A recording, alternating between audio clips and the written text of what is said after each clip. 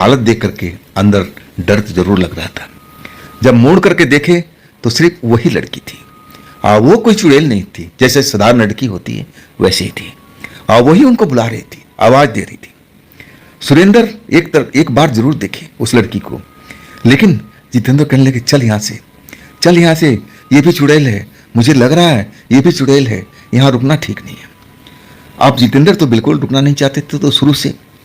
अब सुरेंद्र को हाथ पकड़े हुए और ट्रक के आगे जैसे ही मुड़े जाने के लिए तो क्या देख रहे हैं कि वो बूढ़ी औरत उनके ट्रक के आगे खड़ी है रास्ता रोक करके। और जैसे सुरेंद्र ने बताया था वैसा ही चेहरा, बिल्कुल किसी चुड़ैल की तरह लग रही थी। दोनों हाथ फैला करके और रास्ता रोक कर खड़ी हो गई और भारी आवाज में, अजीब सी आवाज थी उस बूढ़ी औरत का। कहने लगी यहां से कोई बच के नहीं जाता, हमारे होटल का जो खाना खा लेता है ना वो हमारे होटल में ही रहता है, वो आज तक यहां से कोई बाहर नहीं निकला है। तुम लोग कोई भी बच के नहीं जाओगे, तुम्हें इसी होटल में रहना पड़ेगा। और तब तक वो लड़की जो थी वो भी आ चुकी थी और देखते ही देखते उस लड़की का भी रूप रंग बदलने लगा। वो भी अपनी मां की तरह हो गई थी, बिल्कुल एक चुड़ैल। उसका भी सुंदर चेहरा अब भयानक बन चुका था और वो भी इनका रास्ता रोक लिया था कि हम तुम्हें जाने नहीं देंगे, तुमने मेरे होटल में आए हो, अब इसी होटल के अंदर रहोगे हमेशा के लिए, हम तुम्हें मार देंगे और तुम्हें इसी होटल में रखेंगे, तुम्हारी आत्मा को। आप तो दोनों भाइयों का और होश उड़ चुका था। सबसे ज्यादा तो डरे हुए थे सुरेंद्र। अब उनको लग रहा था कि अब जमीन पर गिर जाएंगे, बेहोश हो जाएंगे। दोनों की जो सूरत देख ली। और इसके बाद जितेंद्र समझदार थे, डिसीजन बहुत जल्दी लिया करते थे। और सुरेंद्र तो होपलेस हो चुके थे, वो तो लग रहा था कि बस अब जमीन पर गिरेंगे, अब गिरेंगे, इसके बाद कुछ नहीं हो सकता इनका। लेकिन जितेंद्र समझदार थे, फैसला लेने में बहुत फास्ट थे और समझ गए कि अब क्या करना है। अब इसके बाद जितेंद्र अब हनुमान जी को याद करने लगे, समझ गए कि मामला यहाँ तक चुड़ैलों का है। और चुड़ैल का रक्षा कौन करता है, भूतों से कौन बचाता है, तो बजरंगबली। अब बजरंगबली का अब जितेंद्र जी नाम लेने लगे। अपने भाई से भी बोले कि हनुमान चालीसा पढ़ो, जल्दी पढ़ो, और तभी हम लोग बच पाएंगे, नहीं तो दोनों लोग मारे जाएंगे। लेकिन सुरेंद्र की हालत इतनी खराब थी कि उनका खुद अपना नाम नहीं निकल रहा है, वो हनुमान जी को नाम क्या लेंगे, इतना डरे हुए थे, इतने होपलेस हो चुके थे, पूरा बदन शरीर उनका कांप रहा था। लेकिन जितेंद्र अभी भी साहस लिए खड़े हुए थे और जानते थे कि कोई बचा सकता है तो सिर्फ हनुमान जी, बजरंगबली, इसके अलावा कोई मनुष्य हमें कोई नहीं बचा पाएगा। अगर हम आवाज भी दे, किसी को बुलाए भी, उस वक्त वो रोड पूरा खाली और ऊपर से धुंध, तो ऐसा कोई बचाने वाला भी नहीं आ सकता। अब सारा दारोमदार भगवान के ऊपर था, बजरंगबली के ऊपर में। और वही जितेंद्र जी अब भगवान का पूजा आराधना करने लगे। हनुमान चालीसा का पाठ शुरू कर दिया, अपने भाई का हाथ पकड़े हुए। अब भाई ऐसा झूम रहा है कि लग रहा है कि अब गिर जाएगा। भाई को भी संभाले हुए हैं और बजरंगबली का नाम भी ले रहे हैं, हनुमान चालीसा पढ़ते जा रहे हैं। लेकिन उन दोनों औरतों ने हाँ थोड़ा दूरी जरूर बना लिया, लेकिन उनका रास्ता एकदम रोके खड़ी थी। अगर वो ट्रक के साइड में जाते तो वो बूढ़ी औरत थी, और दूसरी साइड में जाते तो वो जवान लड़की थी, जो दोनों की दोनों अब चुड़ैल बन चुकी थी।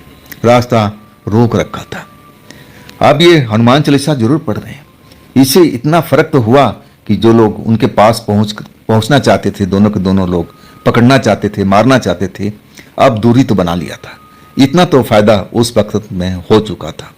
लेकिन वो लोग पीछा नहीं छोड़ रहे थे, वो बिल्कुल एक फासला बना के दोनों लोग खड़े थे और बिल्कुल वहां से हट नहीं रहे थे। हनुमान चालीसा का जितेंद्र जी पाठ करते रह गए और देख रहे थे कि किधर से निकला जाए, लेकिन कोई निकलने का रास्ता नजर नहीं आ रहा था। और ऐसा करते करते करीब 1.5 घंटा बीत चुका था। अब जितेंद्र का जो जुबान था वो भी थकने लगा था। अब इतना बजरंगबली का नाम ले चुके थे, अभी भी कोई फायदा नहीं हो रहा था। बस बचाव यही हुआ था कि वो दोनों चुड़ैल ना जितेंद्र के पास आ रही थी, ना सुरेंद्र के पास, एक फासला बना के खड़ी थी। बस यही इनका जान बचा हुआ था। और अचानक मदद मिली कि 2 ट्रक अब उस जगह पर आ गए उन्होंने देखा कि ढाबा खुला हुआ है, लाइट जल रही है, ट्रक भी खड़ा है, तो जरूर सही ढाबा होगा। और ऐसा ही ट्रक वाले रात में करते हैं। वो अनजान ट्रक, जो अनजान ढाबा होता है ना, जहाँ पर कोई मुसाफिर रात को रुकता नहीं, वो रुकते भी नहीं है। जब देख लेते हैं कि हाँ वहाँ कोई ट्रक खड़ा है, ग्राहक खड़े हैं, तभी उस जगह पर जाते हैं। और उन्होंने भी शायद यही सोचा था कि ये ढाबा खुला हुआ है और यहाँ ट्रक भी है और लोग भी होंगे। तब दोनों ट्रक लेकर के अपना आ गए। और जैसे ही दोनों ने ट्रक रोका, मामला उनको समझ में आ चुका था। अब उनमें जो एक था सीनियर ड्राइवर था, वो भी अधेड़ व्यक्ति, और वो कुछ पूजा पाठ करने वाला व्यक्ति, अब इसके बारे में थोड़ा तंत्र मंत्र की जानकारी भी थी। और वो समझ गया कि हमारी बिरादरी के लोग दो फंसे पड़े हैं, अपनी आंखों से देख लिया। और तब वो गंगा जल निकाल करके और पूरा हिम्मत दिखाते हुए अपना मंत्र का पढ़ता हुआ और इनके सुरेंद्र जितेंद्र के पास पहुंच गया। गंगा जल का छिड़काव करने लगा था। और जैसे ही गंगा जल दोनों के ऊपर पड़ा, दोनों चुड़ैल उस जगह से अपनी जान बचाती हुई उस ढाबे की तरफ भागे। और ढाबा क्या था, जैसे वो लोग गई वहां तो अंधेरा हो गया, जो रोशनी थी सब कुछ बंद। वो एक कबाड़ घर था, और वो अपनी जादू मंत्र से व्यक्ति आए तो लगेगा कि वो चलता फिरता ढाबा ही है, लेकिन ऐसा कुछ भी नहीं था। जैसे ही वो चुड़ैल दोनों गायब हुई, वो ढाबा भी एक तरह से गायब हो चुका था। और वो जो ड्राइवर सुरेंद्र जितेंद्र की मदद किया ना, आप कहने लगा भाई तुम लोग कैसे फंस गए, चलो निकलो यहाँ से। और इसके बाद ना सुरेंद्र जितेंद्र कोई भी नहीं रुके, जल्दी से ट्रक में सवार हो गए। ये स्टीयरिंग जितेंद्र के हाथ में, सुरेंद्र दूसरी साइड में बैठे हुए अभी भी डरे हुए थे। और जितेंद्र उनको डांट रहे थे कि मैं तुमसे बोल रहा था ना भाई, तुम मेरी बात को मानते नहीं हो। मुझे पहली ही नज़र में संदेह हो गया था। मैं जब देखा कि काफ़ी देर से औरत चारपाई पे बैठी और खाई जा रही है, ऐसा कौन सा खाना है भाई, इतना टाइम लगता है। और इसके बाद मेरा संदेह दूर हुआ। संदेह जो पूरा मुझे लगा, तो मैंने उसकी थाली में लंबी सी हड्डी देखी, और तब मुझे डाउट हुआ कि इतनी बड़ी हड्डी और वो भी ढाबे में होता ही नहीं है। मांस भी, चिकन भी छोटे छोटे पीस में काट के बनाया जाता है। और तब मुझे तो पूरा डाउट हो गया था। लेकिन तुम तो लड़की के चक्कर में दीवाना हो गए थे। अब देख लिया ना, अगर ये दोनों ड्राइवर नहीं आए होते तो हम लोग जिंदा नहीं बचते। और सुरेंद्र तो एकदम कांप रहे थे अभी भी डर से। जितेंद्र ने उन लोगों को धन्यवाद बोला कि भाई आपने हम दोनों की जान बचाई। और आगे आगे वो दोनों ट्रक, पीछे से जितेंद्र का ट्रक अब चल पड़े। अब वाकई में दूसरी ढाबा पोलो रुके तो चलता फिरता ढाबा था, वहाँ पर और भी गाड़ियाँ खड़ी थी। और तब जितेंद्र और वो बाकी दोनों ट्रक वहाँ पर रुके। और इसके बाद जितेंद्र का हर बात सुरेंद्र मानने लगे, क्योंकि जान बची थी। उस वक़्त अगर जितेंद्र ऐसा नहीं करते, फैसला जल्दी से नहीं लेते, समझदारी नहीं दिखाते, भगवान का नाम नहीं लेते बजरंगबली का, तो हो सकता है कि दोनों चुड़ैल दोनों को अब तक मार करके ना जाने क्या कर दिया होता। लेकिन जल्दबाजी फैसले से अब झारखंड के जमशेदपुर, दोनों भाइयों का जो ट्रक था जमशेदपुर में लोड हो चुका था। अब फिर वो उत्तराखंड के लिए निकल पड़े थे। और रास्ते में जो उनके साथ घटना बनी, सर्दियों की रात थी, दिसंबर का महीना। अब वो अपना ट्रक लेकर के दोनों भाई निकल रहे थे, चल रहे थे। सुरेंद्र ही ट्रक चला रहे थे और जितेंद्र अपने दूसरी साइड खिड़की पर बैठे हुए थे।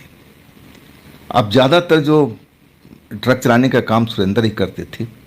और जब वो थक जाते ना, तब स्टीयरिंग बोलते जितेंद्र को कि तू अब संभाल ले, अब तेरा काम है।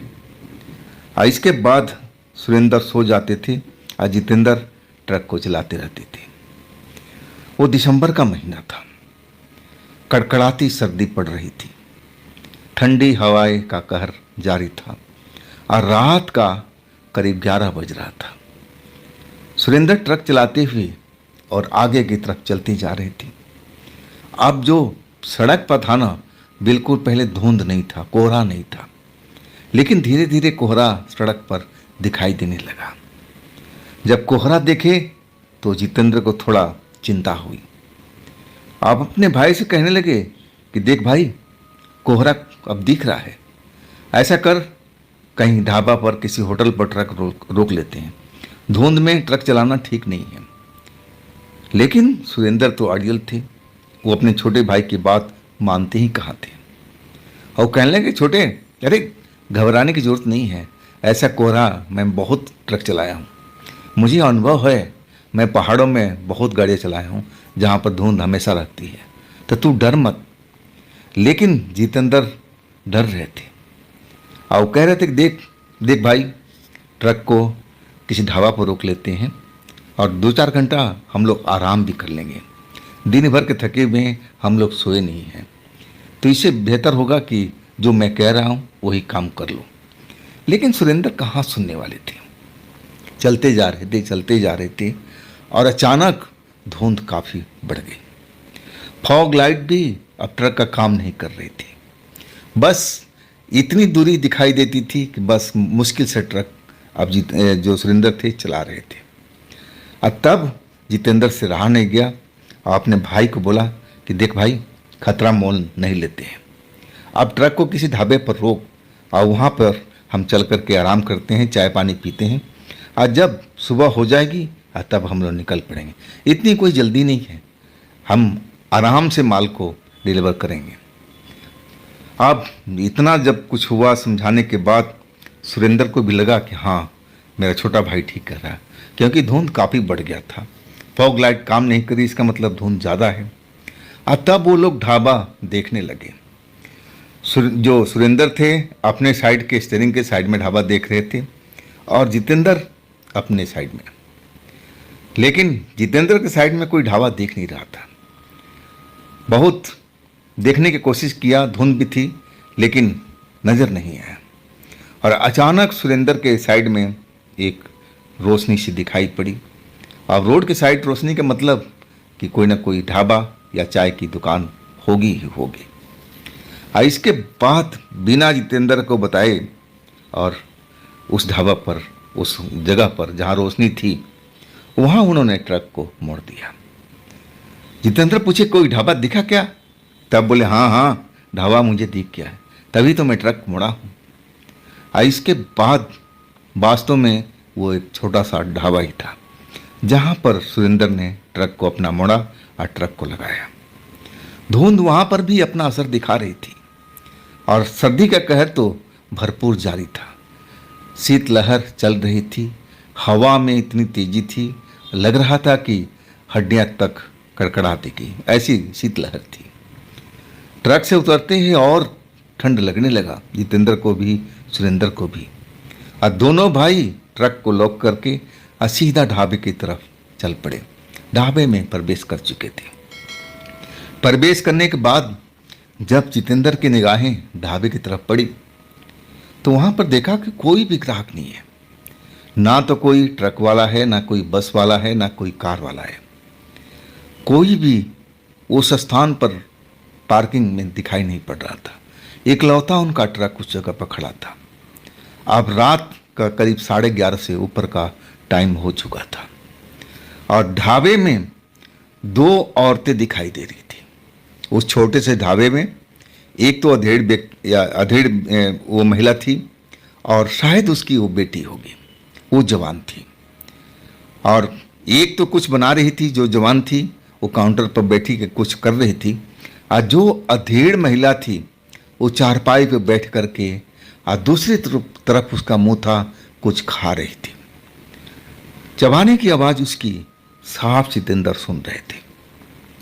जब ये लोग ढाबे में प्रवेश किए तब वो अधेड़ महिला जो खा रही थी चारपाई पर बैठ करके, और उसने अपना चेहरा घुमा करके इन लोगों को देखा और फिर अपना खाने में व्यस्त हो गई। और वो जो जवान लड़की काउंटर संभाल रखी थी वो कुछ बना रही थी और उस लड़की ने सुरेंद्र जितेंद्र का स्वागत किया कि आइए बैठिए, चारपाई यहाँ खाली है और क्या लेंगे आप लोग। बड़ी मीठी आवाज़ थी। सुरेंद्र तो जैसे उस लड़की को देख करके पिघल चुके थे, क्योंकि दोनों भाइयों को अभी कोई शादी वादी नहीं हुई थी। सुरेंद्र का अभी एक बार रिश्ता आया था, लेकिन वो भी टूट चुका था और दूसरे रिश्ते की बातचीत चल रही थी। तो दोनों भाई ले दे करके कुंवार ही थे और जो सुरेंद्र थे लड़कियों को देख करके भाग जाते थे। लेकिन ये आदत जितेंद्र में नहीं थी। अब उस लड़की को देख करके सुरेंद्र तो पिघल से गए। अरे भाई, इस ढाबे में इतनी सुंदर लड़की और कुछ बना रही है और मीठी भी आवाज़ है उसकी। सुरेंद्र फटाक से बोले, हाँ हाँ, हम लोग इसी जगह पर आए हैं, अब तो हम रात यहीं गुजारेंगे। और अभी आपके पास क्या मिलेगा? गर्मा गर्म कुछ मिल जाए, चाय तो हमें दे दीजिए, और फिर हम खाने को बताते हैं कि क्या आप दे सकती हैं। लड़की मुस्कुराते हुए कहने लगी, हाँ हाँ, मैं आप लोगों के लिए चाय अभी बना देती हूँ, तब तक आप लोग सोच लीजिए कि क्या खाना है। थोड़ी देर में लड़की चाय बना करके दोनों भाइयों को दे गई। दोनों भाई कांच के गिलास में चाय पी रहे थे। चाय का स्वाद भी अलग था। ऐसा चाय रोड पर मिलता नहीं, खास करके ढाबे में जैसी वो स्वाद था वो चाय का, जितेंद्र बता रहे थे। और चाय पीते हुए सुरेंद्र कहने लगे कि आपके पास में खाने में क्या क्या मिल जाएगा। वो लड़की बताने, जो आप उसके पास जो भी था उस वक्त में, वो बताने लगी थी कि सब्जी भी है, दाल भी है, और आपको क्या चाहिए, रोटी चाहिए, चावल चाहिए, दोनों चीज़ मौजूद है। जो सुरेंद्र थे ना, ये अंडा, मीट, मांस खाने वाले व्यक्ति थे, और खाते तो जितेंद्र भी थे, लेकिन ढाबे होटल में बहुत मुश्किल से खाते थे, वो भी सुरेंद्र की वजह से। नहीं तो उनका जो इरादा होता था खाने का, तो जब घर पर होते, गांव में होते, तब वो अपना ये इरादा को पूरा करते थे। लेकिन सुरेंद्र कहने लगे, मजाक में ही उस लड़की से बोलने लगे, अरे छोड़िए ना घास पात, आप बताइए मांसाहार में क्या है आपके पास में। वो जो बुढ़िया खाट पर बैठी हुई थी, कुछ खा रही थी। जैसे ही सुरेंद्र ने बोला कि मांसाहार में क्या है, तो फिर अपना चेहरा अब सुरेंद्र जितेंद्र के दोनों की तरफ अपना चेहरा घुमा लिया।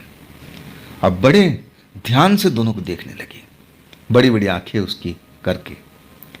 लेकिन सुरेंद्र जितेंद्र की ध्यान उस बुढ़िया औरत की तरफ नहीं थी, दोनों का ध्यान था उस लड़की की तरफ में।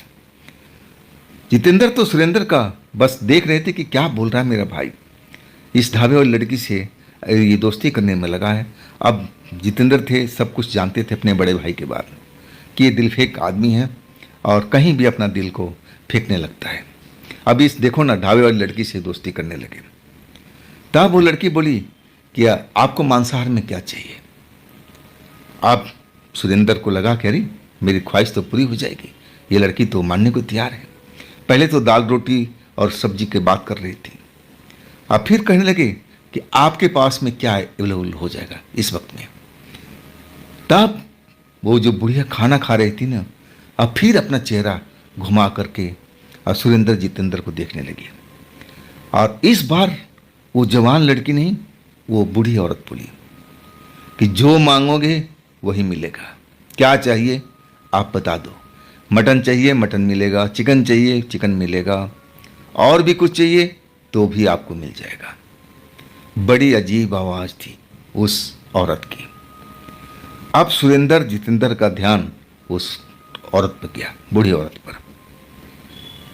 सुरेंद्र अब उस औरत को एक पल देखे, लेकिन फिर उस लड़की की तरफ अपनी निगाहें कर लिया। लेकिन जितेंद्र का ध्यान उस औरत पर था। वो औरत काफ़ी देर से खा रही थी और लग रहा था कि उसका खाना ख़त्म नहीं हो रहा था। और खाने में जैसे चबाने की आवाज़ थी, जैसे कोई हड्डी गुड्डी को चबा रही हो, धीरे धीरे स्वाद लेते हुए। और फिर सुरेंद्र उस लड़की की तरफ देखते कहने लगे कि आपके पास जो बेहतरीन हो, चिकन हो तो और अच्छा है, मटन हो तो भी चलेगा, दोनों में से कोई हो आप हमें तैयार कर दीजिए। हम खाना भी खा लेंगे और हम यहाँ पर आराम भी करेंगे। अब कोहरा ज़्यादा हो चुका है रोड पर, तो इस टाइम तो हम जा नहीं पाएंगे, अब सुबह ही निकलेंगे। वो लड़की मुस्कुराते हुए सुरेंद्र को बोली कि हाँ हाँ क्यों नहीं, आपके लिए सब कुछ हाजिर है। हम कहें तो आपके लिए मटन तैयार कर देती हूँ और चिकन भी, आप बोलो दोनों में से कौन सी चाहिए। तब सुरेंद्र बोले कि मटन ही तैयार कर दीजिए, मटन और रोटी, ये हमारे लिए सही रहेगा। क्यों भाई, जितेंद्र की तरफ इशारा करते हुए कहे। लेकिन जितेंद्र इन दोनों से अलग उस ओल्ड लेडी पर, बूढ़ी औरत पर उनकी निगाहें थी। इनको कुछ शंका सा हो रहा था उस पर कि इतने देर से हम लोग यहाँ पर आए हुए हैं और उस औरत का खाना खत्म क्यों नहीं हो रहा, क्या कार्य ऐसा। और सुरेंद्र तो जैसे उस लड़की से अब बातें कर रहे थे और लड़की कहने लगी बस थोड़ा टाइम चाहिए, अब मैं अभी आपको रेडी करके देती हूँ, तब तक आप लोगों को कुछ और चाहिए तो बता दो। अब अपनी मीठी बात में सुरेंद्र उस लड़की के चक्कर में पड़ने लगे, फिसलने लगे। और जितेंद्र इशारे से समझाने की उनको कोशिश कर रहे थे कि भाई ऐसा मत कर, ऐसा मत कर, ये ठीक नहीं है। लेकिन सुरेंद्र तो अपने फुल पावर में आ गए थे। उस लड़की के आगे अब लंबी लंबी फेंकने लगे थे कि हम बड़े अमीर घर से हैं, हम तो शौक के लिए ट्रक चला रहे हैं, हमारा खुद का अपना ट्रक है, हमारे पास में धन दौलत की कोई कमी नहीं है, हम शौकिया ट्रक ड्राइवर हैं। अब फेंकते जा रहे थे।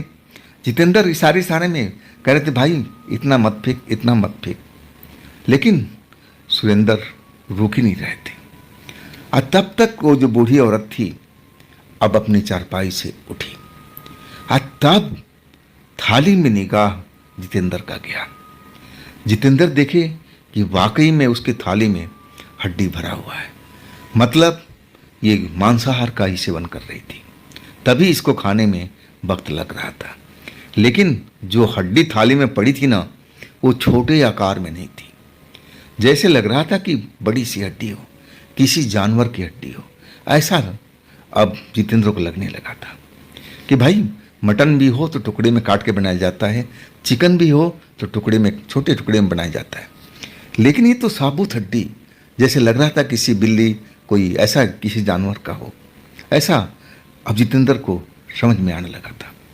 अब जितेंद्र सोच में पड़ रहे थे कि क्या करें, मेरा भाई तो इस लड़के के चक्कर में फिसलता जा रहा है, मेरी बात सुन ही नहीं रहा है। अब फिर अपने भाई को रोके और कहने लगे धीरे से कान में, देख ये होटल कुछ गड़बड़ लग रहा है, हम लोग को यहाँ पर रुकना नहीं चाहिए। अब हमने चाय पी लिया है, अब चाय का पैसा दो, अब यहाँ से हम खिसक लेते हैं, किसी दूसरे होटल पर रुकेंगे। लेकिन सुरेंद्र उस लड़की की बातों में इतना दीवाना हो चुके थे कि अपने छोटे भाई की बात ही नहीं मान रहे थे। वो कहने लगे इधर नहीं, अब हमने ऑर्डर दे दिया है, अब खाना तो यहीं खाएंगे, आराम भी यही करेंगे। अब छोटे तू ज़्यादा ना नुकुर मत कर, तू थका हुआ है, चारपाई संभाल और लेट ले, खाना हो जाएगा तो मैं तुझे उठा दूंगा। लेकिन जितेंद्र अब ऐसा करने वाले नहीं थे, थके जरूर थे, नींद भी आ रही थी, लेकिन अपने भाई को किसी बखेड़े में पड़ना देखना नहीं चाहते थे।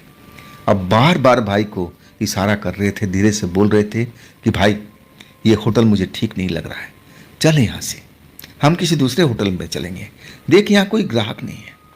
सबसे बड़ी बात है कि ग्राहक का ना होना, वो भी रोड पर, मामूली बात नहीं है। कोई ऐसा होटल अब जिसमें कोई ग्राहक ना हो, ऐसा हो ही नहीं सकता। अरे कोई ट्रक, कोई साधन, कुछ तो खड़ा होना चाहिए, लेकिन यहाँ तो कोई है भी नहीं। आप मज़े की यह बात है कि दोनों औरतें ही इस ढाबे को चला रही है, और वो भी रात के टाइम में, ये भी एक शक वाली बात है। लेकिन जितेंद्र बताते रह गए, सुरेंद्र समझने को तैयार नहीं। अब वो जो लड़की थी ढाबे वाली, अब काउंटर से उठ करके अपने माँ के साथ पीछे कोई कमरा स्टोर जैसा था, और वो लोग चले गए। शायद मटन लेने गई होगी, अब मटन ही तैयार करना था। और तब तक टाइम था, मौका था, और जितेंद्र सुरेंद्र का हाथ पकड़ करके जिस चारपाई पर बैठे हुए थे, अब सुरेंद्र को उठाने लगे, भैया चल यहाँ से उठ, बहुत हो चुका तेरा, मैं तब से बर्दाश्त कर रहा हूँ, अब बोल रहा हूँ कि इस लड़की से ज़्यादा मत आगे बढ़, आज देख ज़्यादा ही फेंक रहा है, कम कर फेंकना। आज सबसे बड़ी बात है कि हम यहाँ पर रुकेंगे नहीं, अब चाय तो पी लिया है, अब चाय के पैसे दे इसको, अब हम यहाँ से चलते हैं, ऑर्डर को कैंसिल कर, हमें यहाँ कुछ भी नहीं खाना, मुझे डाउट लग रहा है, इस जगह पर मैं रुकना नहीं चाहता। लेकिन सुरेंद्र डांटने लगे जितेंद्र को कि तेरे से मेरे खुशी दिख नहीं जाती ना, एक लड़की से मैं थोड़ा हंस खेल करके बात करने लगा, तेरे को बुरा लगने लगा, तू तो ऐसा ही तेरा सोच है। अरे भाई अब तू जा चारपाई पर लेट, यहाँ सब कुछ ठीक है। देख रहा कितना खूबसूरत लड़की है, कितना मीठी आवाज में बात कर रही है, यहाँ क्या कमी है? क्या तेरे को ये लोग भूत दिखाई दे रहे हैं? जब ये बोले तो जितेंद्र अब बोले, हाँ मुझे तो ऐसा ही लग रहा है। अब सुरेंद्र जितेंद्र पर गुस्सा हो गए और डांटने लगे, अरे इतनी सुंदर लड़की और तू उसको भूत बता रहा है, तुझे शर्म नहीं आ रही?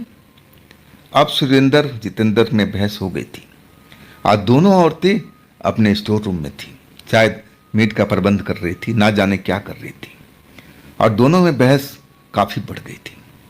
जितेंद्र भी झुकने के तैयार नहीं थे और सुरेंद्र तो और ज्यादा आगे बढ़ चुके थे। अब आखिरकार गुस्सा जितेंद्र को आ गया कि तू मर, तुझे जो करना भाई कर, मैं वाकई में सोने जा रहा हूं। आज सुन, मेरे को खाने के लिए मत उठाना, मैं इस जगह का मटन बिल्कुल नहीं खाऊंगा, तुझे ही मटन खाना है तो खाते रहना। इसके बाद जितेंद्र एक चारपाई पर जा करके कंबल अपना लिए हुए थे, ओढ़ करके अब सो गए। अब सुरेंद्र जो थे इंतजार करने लगे कि कब भाई खाना मिलेगा, कहाँ गई लड़की। काफी देर हो गया, काउंटर खाली था और वो लड़की का इंतजार कर रहे थे। माँ बेटी जैसे लग रहा कि दोनों का आपस में रिश्ता होगा। सुरेंद्र यही सोच रहे थे कि दोनों माँ बेटी ही होगी, और इंतजार का कभी खत्म नहीं हो रहा था। आधा घंटा हो गया, पौन घंटा हो गया, तब लगा कि अरे पता करना चाहिए, इतना देर हो चुका, ये माँ बेटी गई तो कहाँ गई। आखिरकार देखा तो जितेंद्र कंबल ओढ़ करके खाट पर लेटे हुए थे। अब जो सुरेंद्र उठे अपने खाट पर से और उस स्टोर की तरफ जाने लगे। स्टोर में जब पहुंचे तो देखा दरवाजा बंद है, अंदर में कुछ काटपीट का काम चल रहा है। आवाज आ रही है जैसे कोई सब्जी काट रहा हो, मटन काट रहा हो, ऐसी आवाजें सुनाई पड़ रही थी। और दोनों माँ बेटी आपस में खुसर पुसर भी कर रही थी। और उसी वक्त में अब सुरेंद्र जी दरवाजे पर खड़े हो गए थे।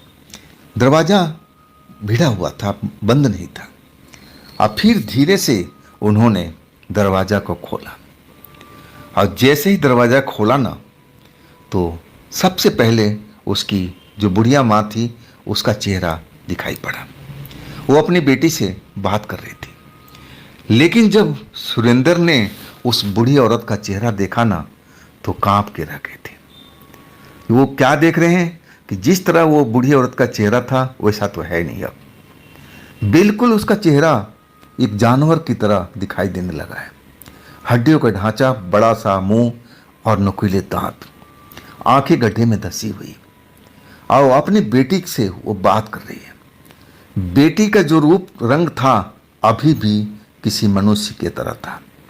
देखने में कहीं से भी वो भूत प्रेत की तरह नहीं लग रही थी।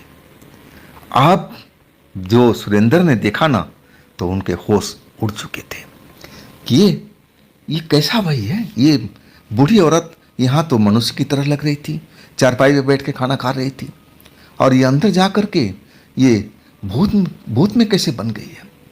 सुरेंद्र अंदर तक हिल गए थे। अब फिर वो धीरे धीरे करके बिना आवाज किए सांस उनकी चल रही थी। इतना उसका चेहरा देख करके डर चुके थे। और सबसे बड़ी बात थी कि वहाँ पर जो लड़की थी ना, किसी जानवर को जैसे काट रही हो, उसकी मांस को। अब कौन सा छोटा जानवर था वो समझ में नहीं आ रहा था। ये सब देख करके सुरेंद्र बहुत डर चुके थे।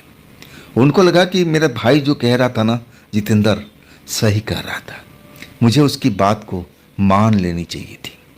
लेकिन अब बहुत देर हो चुका था।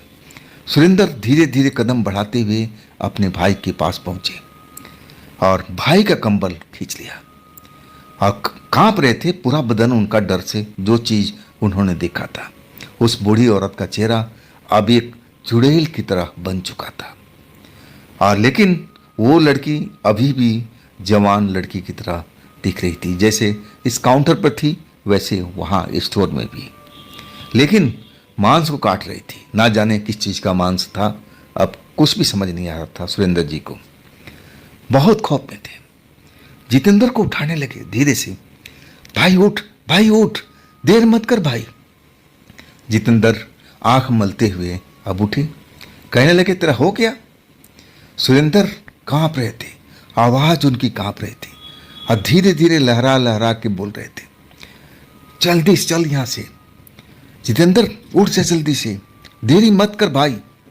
अब जितेंद्र को कुछ समझ में नहीं आ रहा कि अभी तो इस लड़की के आगे चहक रहा था, लंबी लंबी फेंक रहा था, और अब इसको क्या हो गया? अभी तो मटन का ऑर्डर दिया था, मटन उसका पता नहीं रेडी हो रहा है कि नहीं हो रहा, क्योंकि जितेंद्र जो थे अब सो चुके थे। आप जब उनकी आंख खुली तो भाई उठा रहे थे, आप कह रहे थे कि चल यहाँ से, चल यहाँ से, भाग। जितेंद्र को समझ में नहीं आ रहा था कि भाई अचानक कैसे बदल गया, क्या हो गया इसको, इसने क्या देख लिया। वो पूछने लगे कि हुआ क्या भाई, तो इतना डरा हुआ क्यों दिख रहा है, क्या बात हो गई? सुरेंद्र बोलना चाहते थे, बताना चाहते थे कि भाई मैंने क्या देखा।